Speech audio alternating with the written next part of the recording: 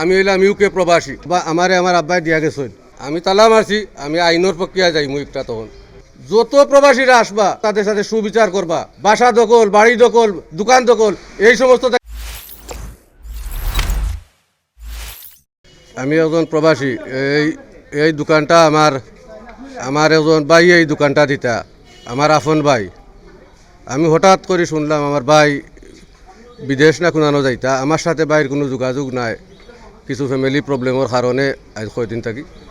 আচ্ছা শুনিয়া আমি মার্কেট কমিটির আমার ফুয়াদ ভাইয়ের সাথে যোগাযোগ করছি, যোগাযোগ করে কইছি ভাই ওরকম ঘটনা আমি শুনিয়ার তে আমার ভাই আসারি আসেননি না না ওখানটা জানতাম। আমারে তাইন কইলা না তোমার ভাই আসেন, কোনো প্রবলেম নাই, তাইন বিদেশ যাইতা গিয়া শুনছি আমি। পরে তানরে আবার ফোন দিছি, ফোন দিয়ে কইলাম কিতা হয়েছে আপনি আমার খবরটা জানাকা। বলে ওই তাইন যাইবা কি বিদেশ? আমি বললাম আমি আই আর দেশো না কিতা, আমি আই আর আপনি আমার দোকানটা যে কোনো অবস্থায় হেফাজতে রাখবা, আমি আওয়া বাদে যেটা করা যায় যাইব। তাইন ফুয়াদ ভাইয়ে কইছেন আমি থাকাকালীন তোমার দোকান কিন্তু হইতো নাই, তুমি দেশো কবে আইরাই, যত জলদি পারো দেশো আও কইয়া তাইন আমারে দেশো আনাইছেন ফুয়াদ ভাইয়ে। আইয়া আনলে তার লগে আমার একদিন দুই দিন বোয়া হয়েছে। যে সময় দেখছি দোকানের নাম বদল হয়েছে তানরে আমি কইছি বলে ভাই দোকানের নাম বদলিল কিলা নাকি তাইকটা খেয়ে নিলা। ওখন তাইন কইন তোমার ভাই আমারে দিয়া গেছেন গিফটটা। আমি বললাম গুরু মালিক তো ভাই নাই, আপনি আমারে আনাইলা, আপনি আমারে কইলা জলদি আঁকো আপনি, আর এখন আপনি কইন ভাইয়ে দিয়া গেছি আপনারে, ইটা কোন ধরনের আমি তো এটা বুঝলাম না।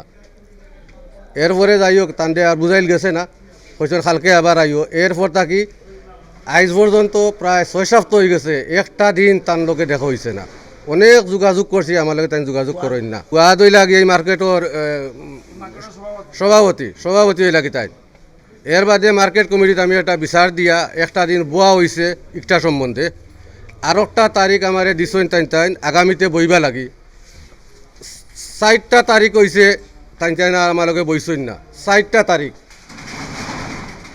এরপরে আরও দিন আমার আজাদ ভাই সেক্রেটারি ফোন দিয়ে আনি এখন কাগজ দিছেন আমারে, কইলা ভাই আমরা কোনটা করতাম পারতাম নাই, তুমিও কাগজ হান নেও কি। এই কাগজও আমি যা দেখলাম মানে এক জোড়া সুবিচার নাই একটা। আমারে যে কারণে ফুয়াদ ভাই আনাইলা এটা কোনো উল্লেখও নাই, এটা কোনটাও নাই। আমার ভাইয়ে দিয়া গেছে গিয়া ও খালি ওখানো লেখা আর কোনটা নাই। দোকানের মালিক আমি, এই দোকানটা আমার আব্বার নামে আছিল, আমার আব্বাই দিয়া গেছেন, আমার কাছে দলিল আছে, সব কিছু আছে, আপনারা দেখবা। আজকে আইয়া আমি এগুলো তালা মারছি আমার দোকান, আমি তালা মারছি, আমি আইনের প্রক্রিয়া যাই মুইকটা তখন। আমি থানাত গেছি, একটা জিটি মারছি, আমার হুমকি দেওয়া হয়। এর বাদে আর একটা জিনিস আপনারা কইয়া রাখি, আপনারা যত শুনরা, একদিন আমার ফুয়াদ ভাইয়ে বইয়া কইন তুমি পয়সা দিলাইমু পয়সা দিলে। আমি কইছি পয়সা কত, আপনি প্রমাণ দেখা কত, কইলে আরও দিন কইমু, বাদে আর টান কুজ নাই। তাই বলে আমার বাইরে পয়সা দিছ।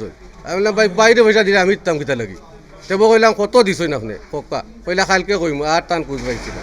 আমি প্রবাসী হিসাবে একজন রেভিডেন্স যোদ্ধা হিসাবে আমি মনে করি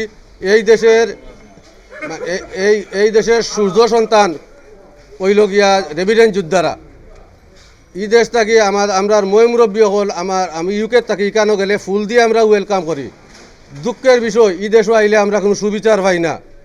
যদি এই প্রবাসীরা এই রেভিডেন্স যোদ্ধারা এই দেশে পয়সা না দিত, তাই আমি মনে করি এই 2 কোটি রেভিডেন্স যোদ্ধারা আছে এই দেশে আসিয়া, রেভিডেন্স যোদ্ধারা কোনো সুবিচার পায় না কিছু কিছু আমলা মুরব্বীদের কারণে।